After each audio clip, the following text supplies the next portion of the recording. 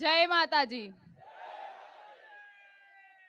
હમણાં ખાલી ભાઈઓ નહીં બોલે, હું અહીંથી જે નાદ કરાવ એ ખાલી મારી માતાઓ ને બહેનો બોલશે. જય ભવાની. આણંદ સુધી અવાજ ગયો. જય ભવાની. પડ્યો પડ્યો, રાજકોટમાં પડઘો પડ્યો. હવે એક શક્તિ સાથે બહેનો અને ભાઈઓ એક સાથે આપણે આ અવાજ દિલ્હી સુધી પહોંચાડવાનો છે. જય ભવાની.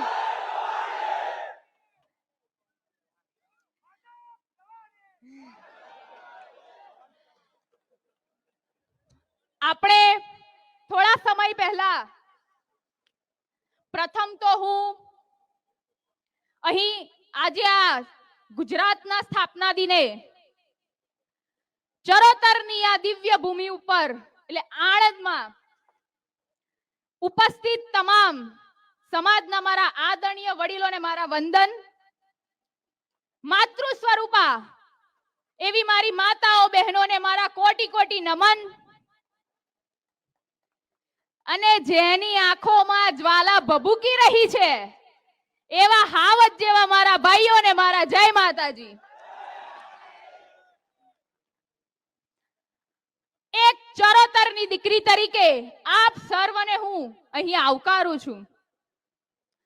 થોડા સમય પહેલા આપણે રાજકોટમાં જે મહાસંમેલન યોજ્યું હતું એની જનસંખ્યા જોઈને બલબલાની ખુરશીના પાયા હલી ગયા.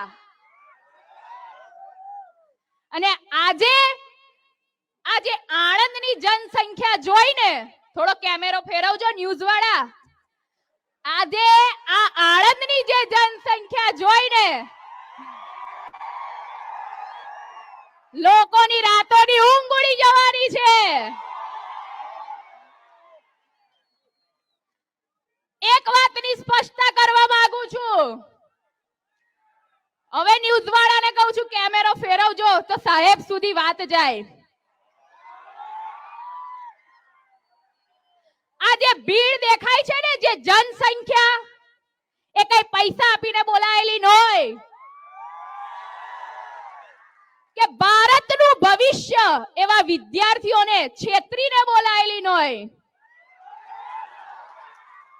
આ મારી માતાઓ બહેનો એ સ્ત્રીના સન્માન માટે અને નહીં કે એક ક્ષત્રિય સમાજ સમગ્ર સમાજની નારીના સન્માન માટે લડી રહી છે. અને આ હાવત જેવા મારા ભાઈઓ અમારી સાથે ઢાલ બનીને ઊભા છે. એ જનસંખ્યા છે. આ થોડા દિવસ પહેલા રાજકોટમાં રૂપાલાભાઈ એમના પ્રચાર દરમિયાન એક મંચ ઉપરથી એવું નિવેદન આપ્યું કે ભૂલ મેં કરી છે તો મારી સજા મારા પક્ષને કે મોદીજીને કેમ? આપ સર્વે જોયું હોય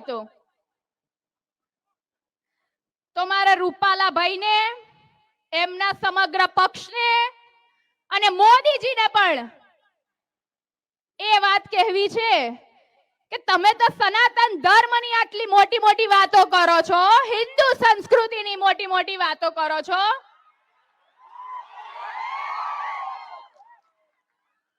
તો શું મહાભારતની ધૃત્ય સભા ભૂલી ગયા છો? જેમ મહાભારતમાં દુશાસને માતા દ્રૌપદીનું ચીરહરણ કર્યું હતું તે વખતે સક્ષમ હોવા છતાં રાજા ધૃતરાષ્ટ્ર, ગુરુ દ્રોણ, મહારથી ભીષ્મ જેવા યોદ્ધાઓ મૂંગા બનીને જોઈ રહ્યા. ત્યારે એ દુશાસનના પાપ કૃત્યની સજા સમગ્ર સભાએ ભોગવી પડી હતી. તો અત્યારે આ કળિયુગના રૂપાલા રૂપી જે દુશાસને, આ કળિયુગના જે રૂપાલા રૂપી દુશાસને પોતાના વાણી વિલાસ દ્વારા જે સ્ત્રીઓના સન્માનનું ચીરહરણ કર્યું છે તો એની સજા પૂરી ભાજપ સરકારને મળવી જોઈએ કે નહીં? મોદીજીને મળવી જોઈએ કે નહીં?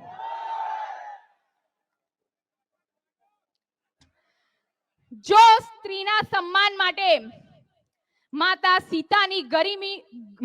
સીતાના ગરિમીના રક્ષણ માટે રામાયણ યોગ્ય હતું, માતા દ્રૌપદીના સ્વાભિમાન માટે મહાભારત યોગ્ય હતું, તો આજે મારી મા બેન દીકરીઓના સન્માન માટે અમારું આંદોલન યોગ્ય છે ને છે જ. આજે ઇતિહાસ સાક્ષી છે, ક્ષત્રિય ક્યારે કોઈ દિવસ કોઈ પાસે કશું માંગ્યું નથી, બસ એણે બધું આપ્યું જ છે. ચાહે સંસ્કૃતિની રક્ષા માટે માથા આપવાના હોય કે સંસ્કૃતિની ગરિમા સાચવવા માટે જોહર કરવાનું હોય કે પછી દેશને અખંડ બનાવવા માટે રજવાડાનું દાન આપવાનું હોય, એણે બસ બધું આપ્યું જ છે, ક્યારે કશું માંગ્યું નથી. આપ સર્વે એ વિડિયો જોયો હોય તો થોડા સમય પહેલા અમિત શાહ આપણા જે ગૃહમંત્રી છે, એમણે સંસદમાં બેઠા બેઠા એવું એક વિધાન બોલ્યા હતા, જાન ભી દે દેંગે કશ્મીર કે લીએ. તો મારે એમને એ કહેવું છે કે તમે જેના પીઠબળ ઉપર આ વિધાન બોલ્યા ને આટલી નિર્ભયતાથી, તો એ કાશ્મીરની સરહદ ઉપર મહારાજ ભાઈઓ સૈનિકો બનીને ઊભા છે, ત્યારે તમે આ વિધાન બોલી શકો છો, ત્યારે તમે આટલું આ નિર્ભયતાથી વિધાન બોલી શકો છો. કોઈની તાકાત નથી તઈ જઈને ઊભું રહેવાની, એક પણ નેતાની. તમે ભલે અમને લોકસભા કે વિધાનસભાના ટિકિટ લિસ્ટમાંથી બાકાત રાખો કે નજરઅંદાજ કરો, પણ જે આ પરમવીર ચક્ર યોદ્ધાની યાદીમાં મારા ભાઈઓના નામને કેમનું નજરઅંદાજ કરશો? થોડા સમય પહેલા આપણે જોયું કે જામનગરમાં જે મહિલાઓ સાથે સરકારી પ્રશાસન દ્વારા જે નિમ્ન કક્ષાનું કૃત્ય કરવામાં આવ્યું, એ બાદ આપણે રાજકોટ મહાસંમેલનમાં આપણા વડીલોએ સરકાર સમક્ષ ત્યાંથી વાત પણ રજૂ કરી. એ છતાં 2 દિવસ પહેલા તો વિડિયો તમે જોયો હોય તો કચ્છનો કેટલું નિમ્ન કક્ષાનું કૃત્ય સરકારી પ્રશાસન દ્વારા આપણી મહિલાઓ માટે કરવામાં આવ્યું. શું એ યોગ્ય છે ખરું? અમે આતંકવાદી છીએ? અમે મહિલા અમારા સન્માન માટે લડી રહી છે. હું એટલું મોદીજીને કહેવા માંગુ છું કે તમે શું સ્ત્રી સશક્તિકરણની આટલી મોટી મોટી વાતો કરો છો, નારી વંદના નારી સન્માનની આટલી મોટી વાતો કરો છો, તો જ્યારે સત્તાના બળ ઉપર સરકારી પ્રશાસન દ્વારા આવા અપકૃત્યો થઈ રહ્યા છે, ત્યારે કેમ આંખોએ પટ્ટી બાંધેલી છે? મોદી સાહેબને એક સૂચન બીજું કરવા માંગુ છું કે તમે તમારા પક્ષના નેતા તો છો જ, પણ તમે એ વાત ભૂલી ગયા છો કે ભારત જેવા મહાન દેશના તમે વડાપ્રધાન છો. જ્યારે ભારત જેવા દેશમાં જે દેશ નારી સન્માન, નારી અસ્મિતા અને સંસ્કૃતિ માટે વિશ્વ વિખ્યાત હોય, ત્યારે હવે ભારત જેવા દેશના વડાપ્રધાન જ્યારે સ્ત્રીઓ મહિલાઓ સાથે આવું અપકૃત્ય થઈ રહ્યું ત્યારે આંખે પાટા બાંધીને બેઠા છે. આ ક્યારેય માફીને લાયક નથી.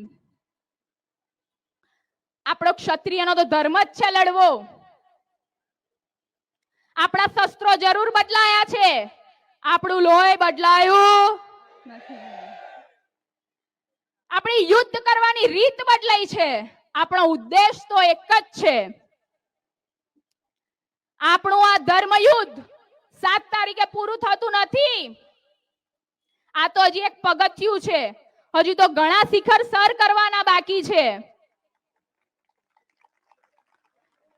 માટે અંતે હું એટલું કહીશ કે ઇલેક્શન તો આવશે ને જશે, સરકાર બદલાશે પલટાશે, પણ આજે જે અમારા ભાઈઓની એકતા છે ને એ ક્યારે તૂટવી ના જોઈએ.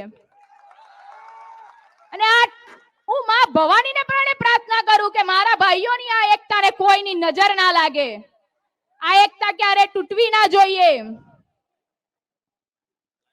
પાર્થને કહો ચઢાવે બાણ, બસ યુદ્ધ એ જ કલ્યાણ.